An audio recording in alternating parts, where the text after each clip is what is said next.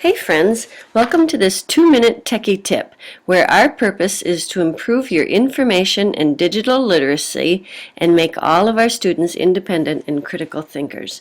We're going to start at the very beginning and learn about how to log in to your Google Apps domain, your Google Apps account. I have a couple of options. If I just go to google.com right here, I have a sign-in button that I can click, and when I click that sign-in button, I get an email and a password field, which I certainly can use, or some students prefer to go to the actual domain address, which would look like that, and if I tap enter, I could get the same email and password information, or I may get a St. Robert domain account or a school account, and that might just ask me for my username instead of just my email. So it'll look familiar to you once you do it once or twice. I'm going to enter my email address and my password right now. What we'll always notice is that our email is going to have a pattern of our first and last name, and it will use our domain strbobcats.org here. Our passwords, again, as a reminder, are always kept confidential and private. We never share our password information, only with our family, and if a teacher would ask, that would be appropriate too. So I've got my email entered, my password entered. I'm going to click sign in, and then new users are going to get a welcome to this account. I will say I accept, and I continue to my account. And here it says, welcome to Google Apps. Your organization is using Google Apps, and that makes a lot of sense to me. So let's get started. And here it's telling me what the apps are, or what the tools are that I have in my Google Apps domain.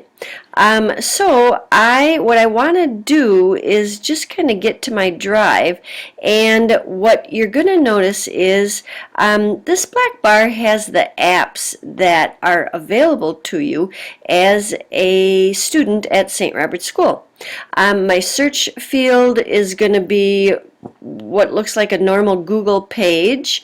I can find Google Images by just clicking here. My mail app is here. I'm going to come back to that in a later tutorial, but let's look at the Google Drive that you get when you sign in to your domain, and this of course is going to be available always and every time that you sign in. And here's a little bit of the lay of the land. Right here it says, gives me my location. So notice that the word drive is red, and that will show up right under our logo here. If I click on the words shared with me, that turns red. So what I want you to kind of notice right away for new users is that you can kind of tell where you are. I know I'm in my drive, and I know I'm looking at my drive because it's red. So Google will just highlight your location for you if you look and kind of pay attention. So what is a drive? Really, it's just a filing cabinet. So it's just where I store stuff. And my button here, create button, is really kind of the main section of our drive, our filing cabinet in our domain. If I click on create, here are the main apps that I have available to me.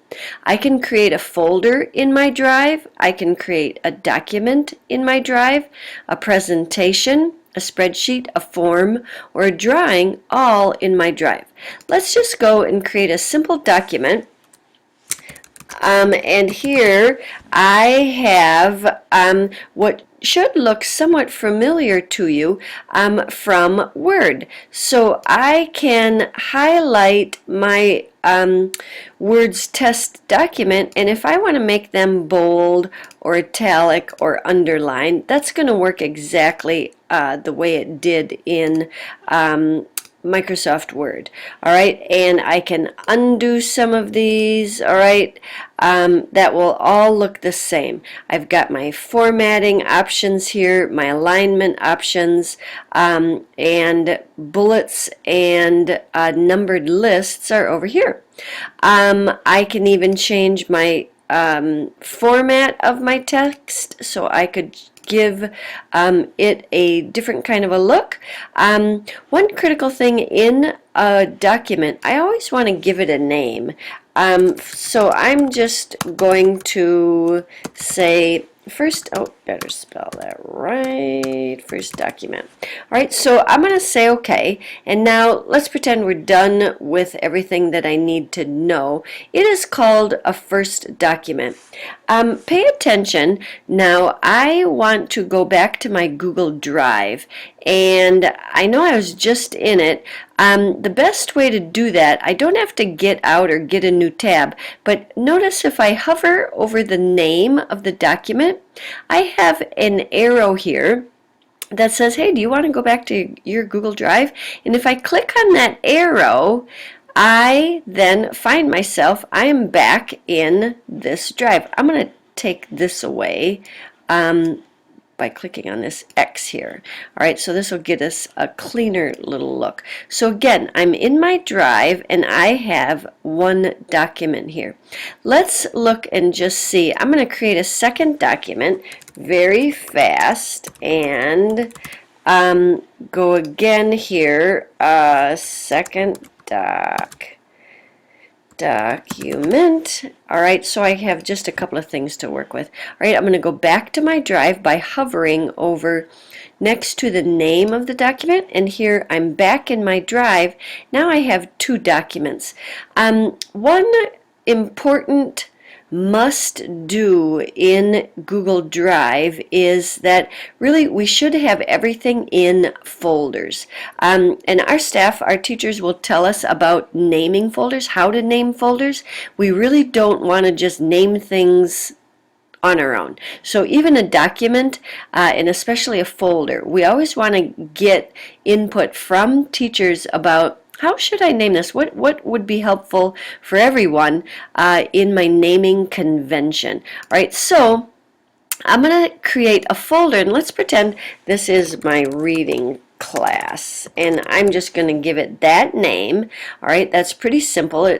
I click on new folder and it lets me name it. So now you can see in my drive I just got a folder here, and I'm going to move these documents into this folder. All right, there's a right way to do this and a wrong way to do this.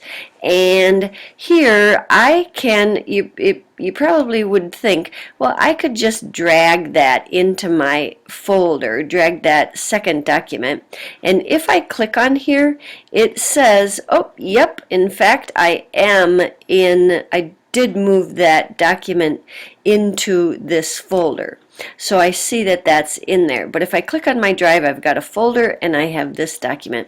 The preferred way to move documents around in your drive is, and this is really the best way to do it so that you don't lose anything, is to click this little or tick this little box, and notice when I do that, I get some options here, and I can do an awful lot of things with this document now because I've selected it.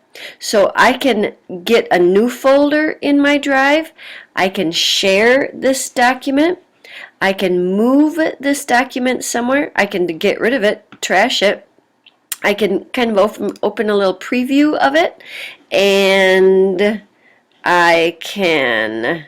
And now I want to close that. So now that I opened it, I want to close it, find the X. And also I have this more button, which gives me lots of great stuff. I can rename it, which might be helpful, and I can also make a copy. But really, I just want to move this document into my reading folder. All right, and probably the easiest way to do that is here, and I'm going to cancel that again. So let's say I want to put this document in here. Well, I saw how I could just drag that, but that's not the preferred method. I am going to click this document and then click on my Move To button, click on my reading class, and then I now have my 2 documents in my reading class folder. So notice I'm in my reading class folder now. Here are my 2 documents. If I click on my drive, I see my reading class folder here. And if I click on it, I've got my 2 documents. So notice what is red and how simple it is to really create documents and folders which are really necessary for organization and for file sharing. This was just a very basic orientation to Google Drive, and I hope that you learned a lot and keep on learning. Thanks for listening.